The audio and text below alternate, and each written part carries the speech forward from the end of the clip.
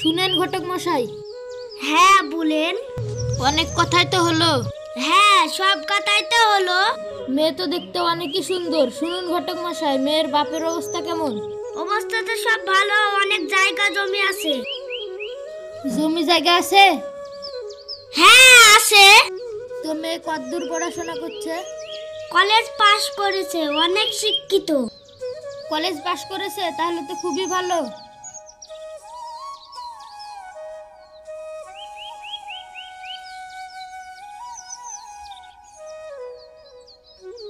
এটা আপনারই ছেলে নাকি?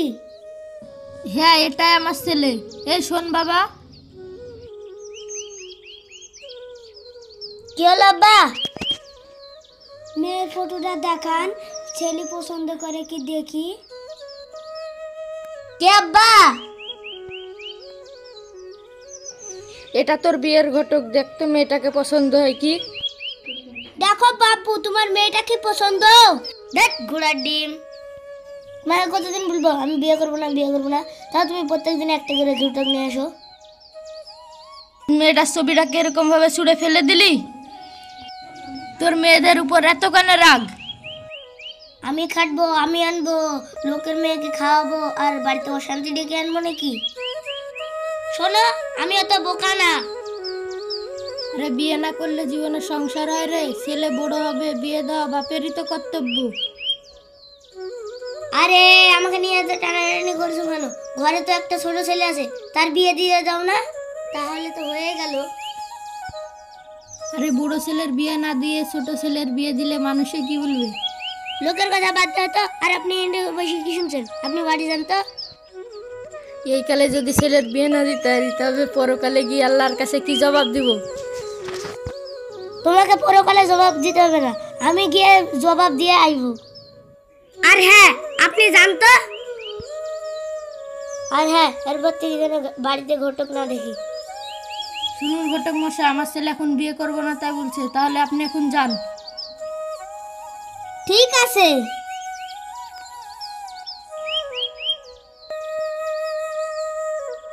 বিয়ে করুক বা না করুক, এ মুখে আর বিয়ের কথাই বলবো না।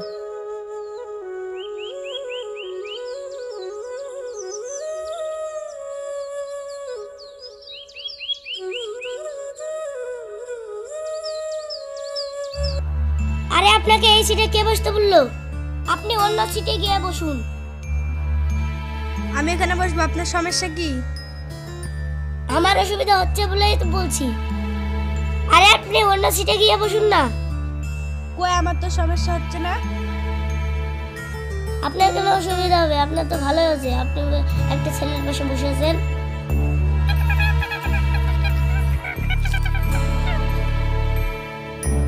আপনি তো খুব খারাপ লোক। একটা মেয়ের সাথে কিভাবে কথা বলতে হয় আপনি জানেন না? আপনি তো খুব ভদ্র মেয়ে মনে হচ্ছে। একটা টোটোতে একটা পুরুষের সাথে কথা বলতে লজ্জা লাগছে না? আমি টোটোওয়ালাকে টাকা দিয়েছি, তার জন্য টোটোওয়ালা আমাকে এখানে বসিয়েছে। হ্যাঁ, আপনার তো এটা বাবার টোটো, আপনি একলা যাবেন। হ্যাঁ টোটোওয়ালা, টোটোটা থামান তো। দরকার হ্যাঁ, ওইখান থেকে আমি গড়াই মারি পায়ে হেঁটে যাব। এই নোংরা, এই অসভ্য মেয়ের পাশে বসে তো যাব না। হ্যাঁ যান। কোথা থেকে যে এইসব লোক আসে?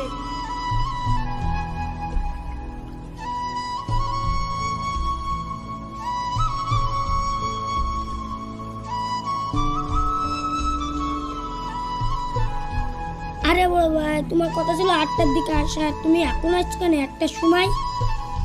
টোটোতে আসার সময় একটা জঘন্য মেয়ের পাল্লায় পড়েছিলাম। ও আবার কি ঝামেলা, মেয়ে তো না, আগুনের গোলা। আত্মরক্ষা করার জন্য টোটো থেকে নেমে হেঁটে চলে আসলাম। একটা গাড়ি চলবো তো, গাড়িও নেই।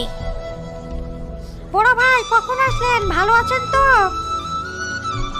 হ্যাঁ আমি ভালো, তুমি ভালো আছো তো? আয়ান কোথায় আছে? বড় ভাই ও তো স্কুলে গেছে। বড় ভাই, যে টাকাটা আনার কথা ছিল সে টাকাটা কই? টাকাটা এনেছো? হ্যাঁ এনেছি। এই লাও 20,000। এই দেখ, গুনে নে। আমি আবার কি গুনবো? তো তোর কথাই হলো। বড় ভাই, তোমাকে একটা কথা বলবো ভাবছি। হ্যাঁ, কি কথা বল। বাবা মা তো 2 বছর হলো, তুমি ওই বাড়িতে একা থাকো। আর কতদিন একা থাকবে? এখন বিয়ে শাদি করে নাও।